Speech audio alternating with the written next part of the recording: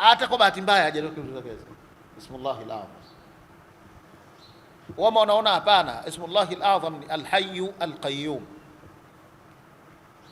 Almuhimu, Mungu amelificha jina hilo ili sisi tujipinde kulitafuta, tuendelee kumwabudu sawa sawa. Tumelijua tulifanyie kazi hapa duniani, au kwa sababu tumezidi kujipinda tutaingia peponi siku ya Kiyama. Kwa sababu ya hiyo Mungu amelificha hilo jina, hilo tukufu mno kuliko majina mengine. Wamo wanaosema limo humo katika Ayatul Kursi, ndio maana nayo ikawa aya tukufu kuliko aya nyingine yoyote. Tumeelewana? Aya ismullahi al-azam, aya a'zamu aya iwe itakavyokuwa, lakini mbele yetu kuna ayatu al-kursi. Ndani ya aya al-kursi kuna jumla humo, kwa anayejua jumla mufida, zile sentensi zile ziko 10 hapo. Katika aya hiyo moja kuna sentensi ngapi? 10, vipande vipande vile, hichi mpaka hichi, hii ina maana inajitegemea, hichi mpaka hichi, viko 10. Kwanza Allah anasema Allahu la ilaha illa huwa, hii sentensi ya kwanza. Ya pili Al-Hayyul Qayyum. Ya tatu la ta'khudhuhu sinatun wala nawm. Ya nne lahu ma fi samawati wa ma fi al-ard. Ya tano man dha alladhi yashfa'u 'indahu illa bi'ithnihi. Ya sita ya'lamu ma bayna aydihim wa ma khalfahum. Ya saba wala yuhituna bi shay'in min 'ilmihi illa bima sha'a. Ya nane wasi'a kursiyyuhu as-samawati wal arda. Ya tisa wala yauduhu hifdhuhuma, 10 wa huwa al-aliyyul azim. Kila sentensi moja maana imekamilika, ni jumlatun mufidatun. Wa nahwu al-wasf inatuambia at-tarkibu alladhi yufidu faidatan tamma yusamma jumlatan mufidatan, sio hivyo? Basi kila moja humo ni tarkibu yufidu faidatan tamma. Sentensi ya kwanza Allahu la ilaha illa hu, Mwenyezi Mungu yeye hapana anayestahiki kuabudiwa isipokuwa yeye tu. Huyu Mungu tunawaambizana, ogope Mungu bwana, uogope kadha. Huyu Allah huyu la ilaha illa hu, hapana anayestahiki kuabudiwa isipokuwa yeye tu. Kama watu wataelewa kwamba duniani tumeumbwa kwa ajili ya kufanya ibada, wama khalaqtu ljinna wal insa illa liya'budun. Maisha yetu ya kila siku unavyoishi vile, kuishi kwako kuwe ni ibada. Baadhi ya wanachuoni wanasema ibada ni jina jumuishi. Ibada ni jina jumuishi. Al-ibadatu ismun jami'un, ibada ni jina jumuishi likulli ma yuhibbuhu Allahu ta'ala wa yarda, kwenye yale yote ambayo Allah anayapenda na kuyaridhia, min al-aqwali wal a'mali adh-dhahira wal batina, miongoni mwa kauli zetu na matendo yetu, unayoyafanya wazi wazi au unayoyafanya kwa siri. Kila kona katika maisha yako ni ibada. Vipi unaishi na jirani zako? Hiyo ni ibada. Sasa ishi na jirani zako kwa mujibu wa maelekezo ya Allah, la ilaha illa hu. Wafanyakazi wenzio unaishi nao vipi? Hiyo ni ibada. Biashara zako unaendeshaje? Hiyo ni ibada. Na familia yako unaishi nayo vipi? Ni ibada. Kama ustadhi na maamuma wako, wanafunzi wako unaishi nao vipi? Ni ibada. Imamu maamuma wako unaishi nao vipi? Ni ibada. Maamuma imamu wako unaishi nayo vipi? Ni ibada. Raia kiongozi wako unaishi nayo vipi? Ni ibada. Kiongozi raia wako unaishi nayo vipi? Ni ibada. Maisha yetu yote nini? Ni ibada. Kwa kuwa ni ibada, Allahu la ilaha illa hu, Mwenyezi Mungu yeye hapana anayestahiki kuabudiwa isipokuwa yeye tu. Maisha yako hakuna utaratibu unaotakiwa kuendesha ila kwa maelekezo ya huyo Allah subhanahu wa ta'ala. Paragrafu ya kwanza, jumla ya kwanza. Mungu mwenyewe hadanganyiki, la ta'khudhuhu sinatun wala naumun. Sentensi ya pili, hapatwi, haumfiki afwan, alhayyu alqayyum. Mungu mwenyewe alhayyu, mwenye uhai wa milele, alhayyu alqayyum, mwenye uhai wa milele, mwenye kusimamia matendo ya waja. Alhayyu, mwenye uhai wa milele, alqayyum, mwenye kusimamia matendo yote ya waja.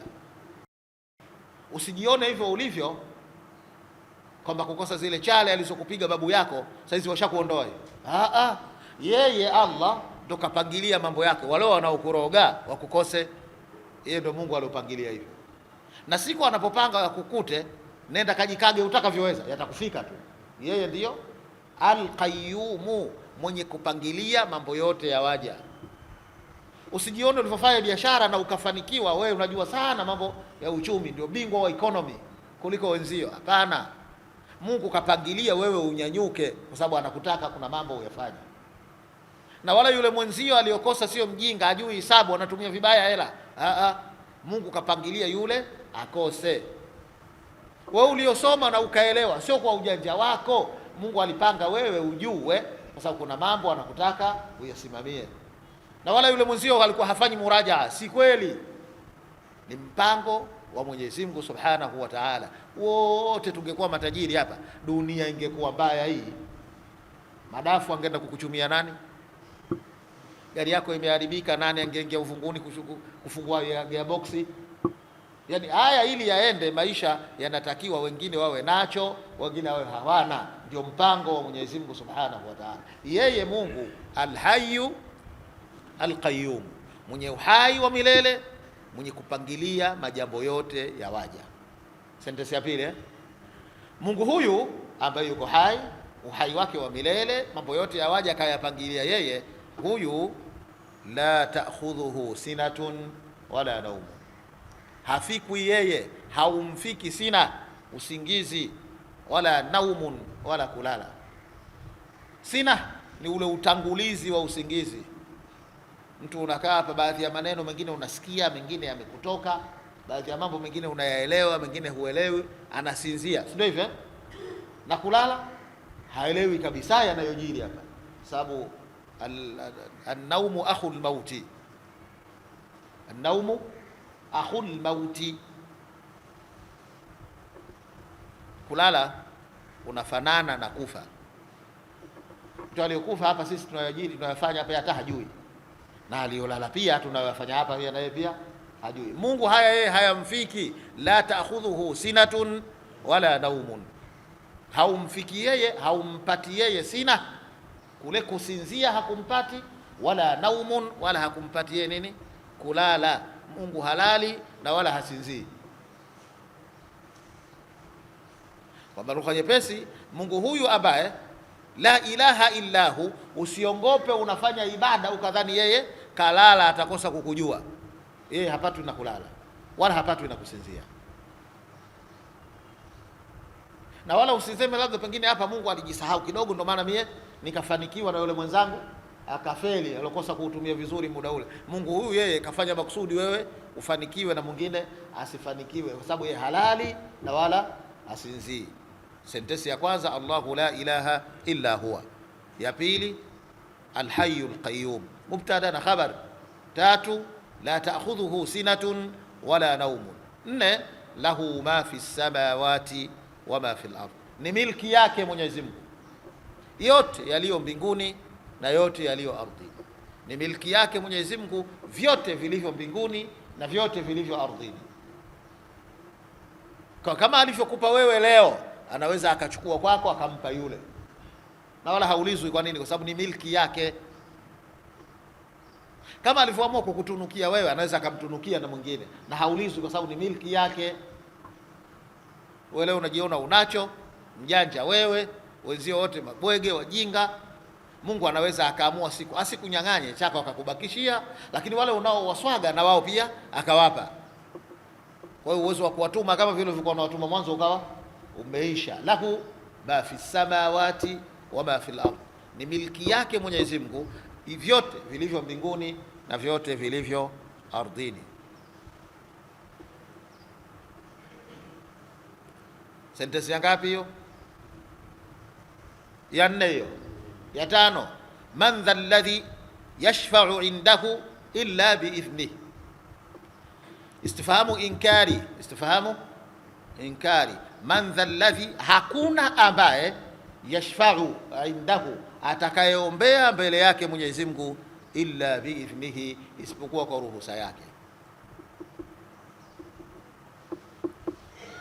siku ya Kiyama, kwa makosa tuliyokuwa nayo kwa pale kwenye mahshar, katika siku ya Kiyama inaanzia kufa kwako Mnapotumbiaga kwenye talqini mnatuambiaje vile? Hadha awwalu manzilin min manazili al-akhirah wa akhiru manzilin min manazili ad-dunya al-faniya. Sio mnatuambiaga hivyo Na hiyo ndio uhalisia. Hatua ya kwanza ya akhira ni kuanzia mtu anapokufa, alafu hayatun barzakhia, maisha ya kaburini. Hatua ya pili. Hatua ya tatu kule kufufuliwa kwenyewe, ba'thu. Hatua ya nne hashru, kule kukusanywa sehemu moja kwa ajili ya kuhesabiwa na kulipwa. Hapa kwenye kuhesabiwa, hapa kwenye kukusanywa sehemu moja, Allah ajalie hesabu yetu iwe nyepesi. Hapa ndio heka. Allah Mtume anatuambia jua litashushwa mpaka litafika wastani wa maili moja kutoka hapo juu. Iwe maili kwa maana kile kidude cha wanja, sababu maili ina maana mbili. Maili maana ya kwanza ni hii maili, ndugu yake kilomita, masafa ya ardhini, sawa. Na maili maana ya pili ni kile kidude cha kupakia wanja. Zamani wanja ulikuwa unawekwa kwenye kidude fulani hivi, ukuhula, kidude cha kuwekea wanja, halafu kuna kuwa na kijiti anaweka mule mama, halafu anapaka kile kidude cha kupakalia. Inaitwa nini kile anacho? Maili, sawa. Sasa ikiwa jua litashushwa maili moja, maana yake haifiki hivi kutoka kilipo kichwa chako, wewe unaonaje litavyounguza? Lakini hata hapo unaposema maili moja mbali, sasa hivi kuna matrilioni, soma milioni, trilioni ya kilomita kutoka hapa kwenda huko lilipo jua. Sasa lishushwa lifike maili moja, patakuwaje unadhani? Sasa jasho litawatoka watu kwa mujibu wa matendo yao. Wale wema jasho litawatoka kidogo, wale tuna madhambi machache, lakini kila unapokuwa mbaya na jasho linazidi kutoka, mpaka wamo ambao jasho litawafikia magoti lake mwenyewe, sio la mtu mwingine, la kwake mwenyewe, na kwa jasho la magoti, mwingine la kiuno, mwingine la kitovuni, mwingine la kifuani, mwingine ya shingo, mwingine maji ya kutema, kila mmoja kwa mujibu wa makosa yake. Siku hii ikifika na ugumu huu, Mungu atuepushe tusiupate huo, na ugumu huu, watu watakwenda kwa mitume kwenda kuwaomba, wakawaombee kwa Mwenyezi Mungu Subhanahu wa Ta'ala. So wanawaombea waingie peponi hivyo? Pahukumiwe hata kama motoni, bora kwenda motoni kuliko hii adhabu ya hapa. Ikifika nafasi hiyo, kila mtume anayofuatwa anambia, bwana, mimi na yangu niliyoyatenda sijajua leo hapa. Kwa baba mzee Adam atawaambia mwenyewe, jamani, nina yangu sijui Mungu atanisamehe au la, sababu aliniambia nifanye mule janna mambo yote illa wala taqraba hadhihi shajara fatakuna min adh-dhalimin. Mimi na mke wangu hawa tukala. Sasa sijajua hapa, nisijifanye kimbelembele. Adamu umesahau usikukataza wewe usile alafu ukala, yasinitokee hayo, niacheni nenda.